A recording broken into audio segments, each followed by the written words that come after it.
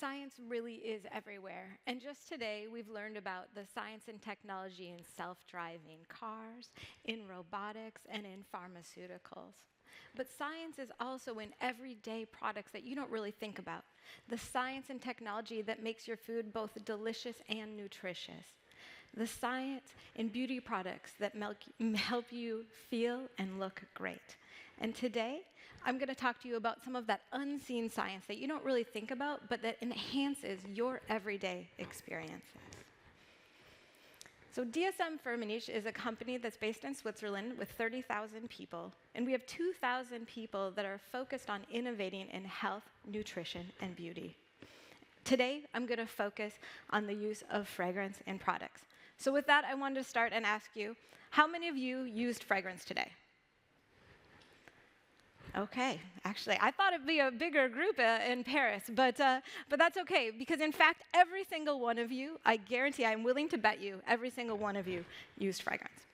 Because if we look at the unseen science that's happening in your world today, if you took a shower, if you washed your hands, which I hope all of you did, if you did any of that, you have used fragrance. Fragrance is in the malodor control, and if you have a cat and use a cat litter. It's all throughout your life, unseen, making it better. And so today we're going to talk a bit about 3 places in which science and technology is in your everyday that you haven't thought about in enhancing how you feel better. The first will be in your shower and shampoo.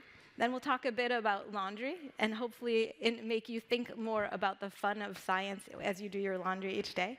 And then finally, just fragrance in general and all of the technology. So what is the big challenge? So if you take a shower, you're wanting to get clean. And yes, if you were extremely dirty, you're going to notice dirt being removed. But in general, what is the first indicator? Later that day, the next day, depending on the region you live in, 24 to 48 hours later, you smell your hair. Okay, for those of you with long hair, or you at least smell something. And so that is indicating that you are clean. That's the signal we've all been taught. But that's difficult in a rinse-off application. How do you allow for deposition of fragrance onto your hair? And this is something we've attacked. So one thing, first of all, is free fragrance oil is going to wash up pretty frequently. So what you can see here in this image is encapsulation technology. And we've now developed eco-friendly, biodegradable encapsulation technology that you can put the fragrance in, and then that capsule allows to deposit onto your hair.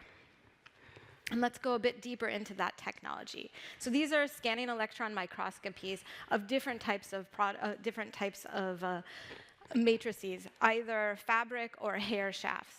And what we've done is different tests to see how you can increase deposition. First, we looked at and used a phage library to do a screening of peptides to identify peptide motifs that would increase deposition if they were expressed on the outside of these capsules.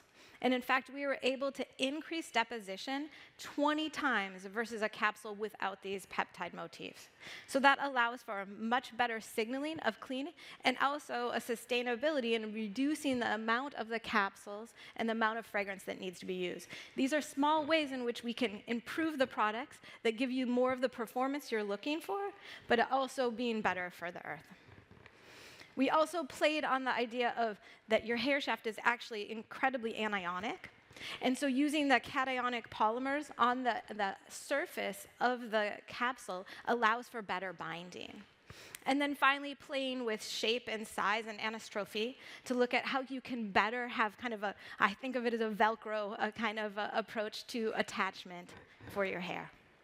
And so let's go deeper there. Well, we were inspired by nature because pollen, in fact, is one of the great factors in doing deposition. You maybe haven't thought about it a lot, but pollen deposits on insects as it transfers from flower to flower. And you can see on the upper left hand of this slide a pollen grain and the spiky nature of how it looks like. And it has an outer exospore, then an inner endospore, and the cytoplasm, the liquid inside.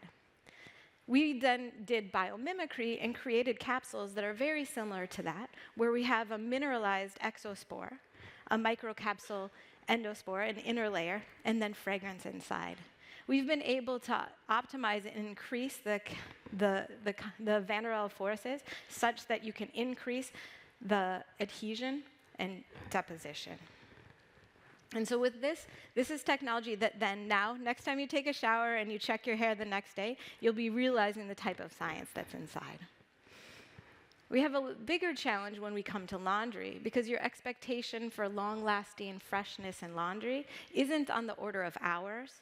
It's actually on the order of weeks and months. And so a suite of different technologies is developed there. So you may not realize it, but you actually have many what we call moments of truth when you're testing your laundry. That's over time, from when you're first washing the laundry to taking it out, it being dried, and then later, weeks later, maybe taking the last clean towel in your closet and wanting it still to be fresh. And you still want that intense fragrance. When using just free fragrance oil, you can optimize for your log P, volatility, and temperature effects that happen in the wash, but you're going to get the optimal level of fragrance only in the first few hours, which is important, but consumers, we all want more than a few hours of freshness.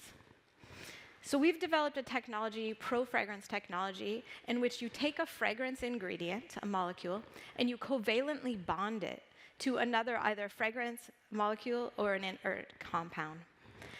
And then you have a catalysis event, basically a trigger that can be oxygen, water, UV, or enzymes that then releases that covalent bond, and you release the fragrance.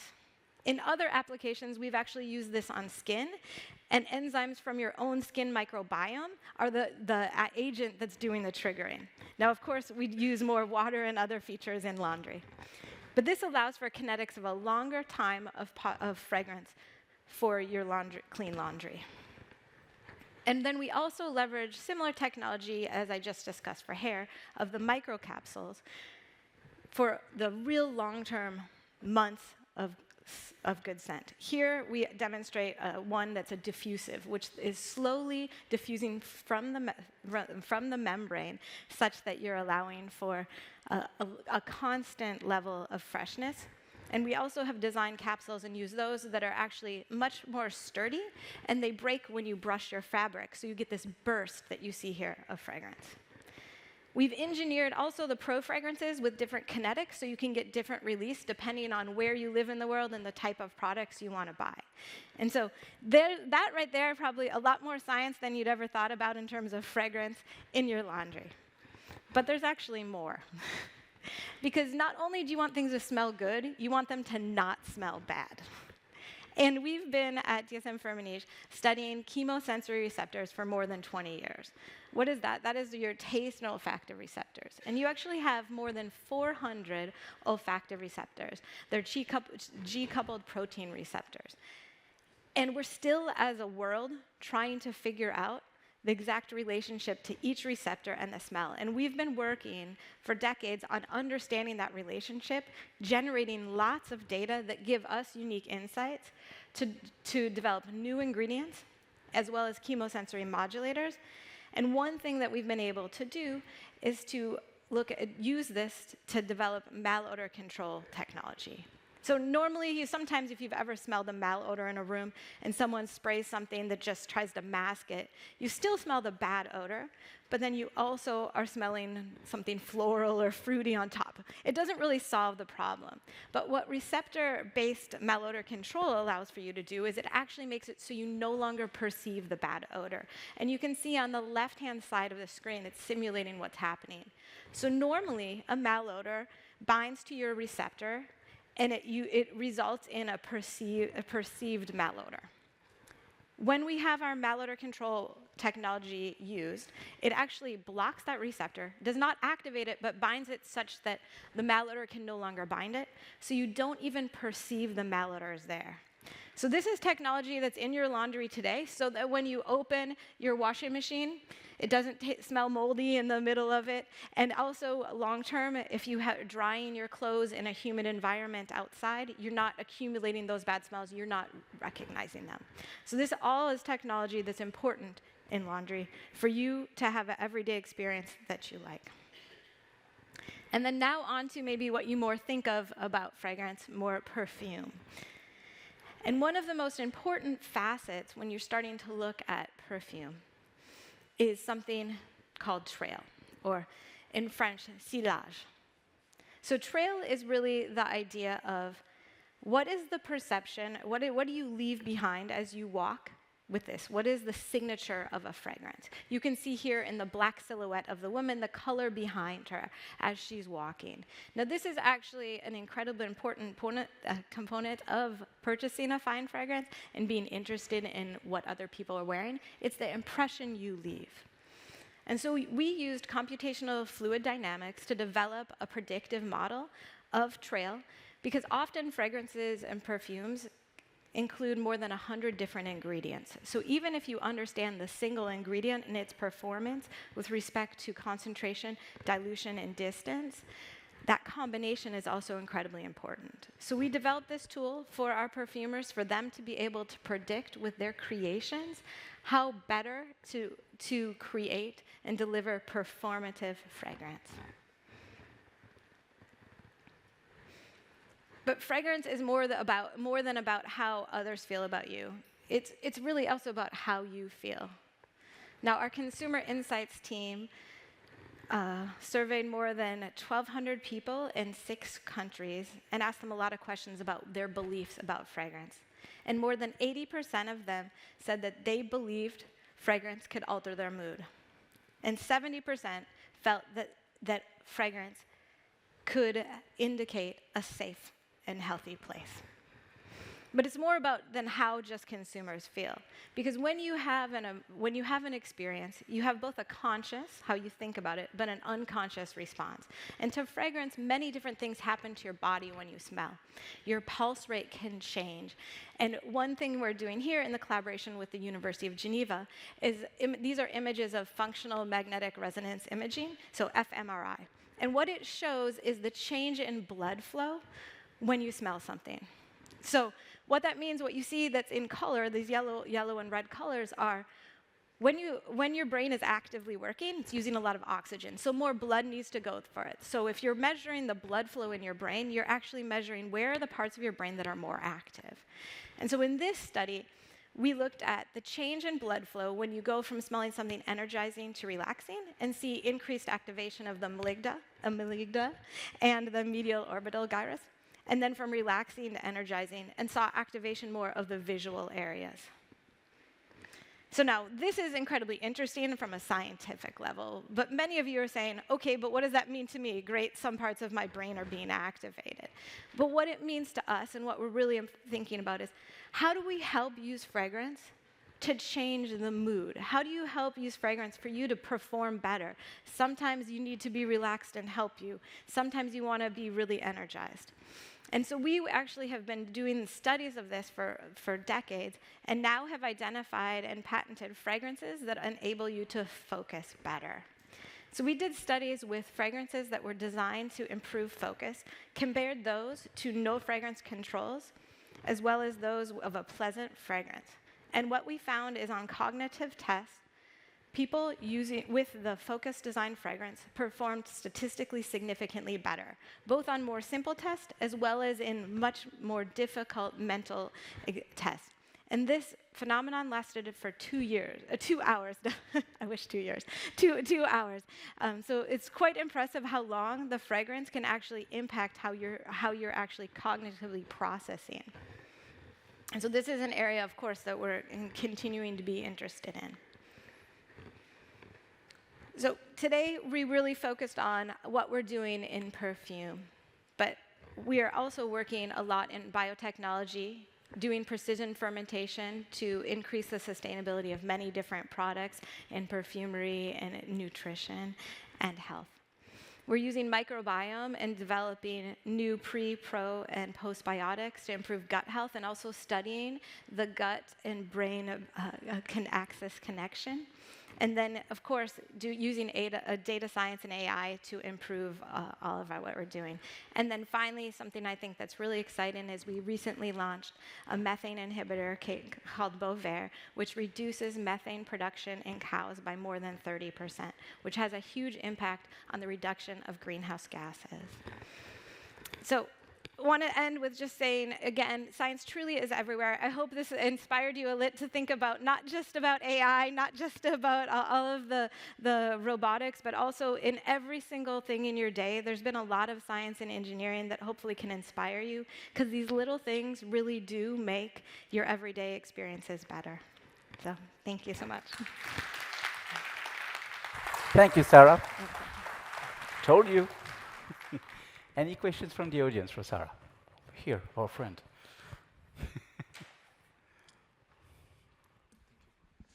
Good morning. My name is Christian Joajo from STA Bida Pyrénées-Atlantique. It's about when you say that we don't have to leave a bad odor when you pass by someone. And by science, we say that our human body emits some pheromones to be captivated by people. It's like our natural odor. When we interact with people, we have to sense that we have a particular one when we exchange with that people. Is it possible to dismiss that fact of our pheromones with your technology of perfumes? So I'm not an expert in pheromones in and of itself, but what I would say is there's not a lot of evidence yet on exactly the signaling of pheromones in humans. There is the most evidence, my recollection, is having to do with a mother and a child, especially with the proximity during breastfeeding and things like that.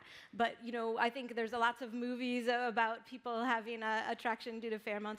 There's less of that, but we do all give off things, and in fact, one really interesting area, I think, of science and olfaction is the early detection of some diseases via the smell and odor you're giving off. And so it is clearly an area of science we should continue to explore.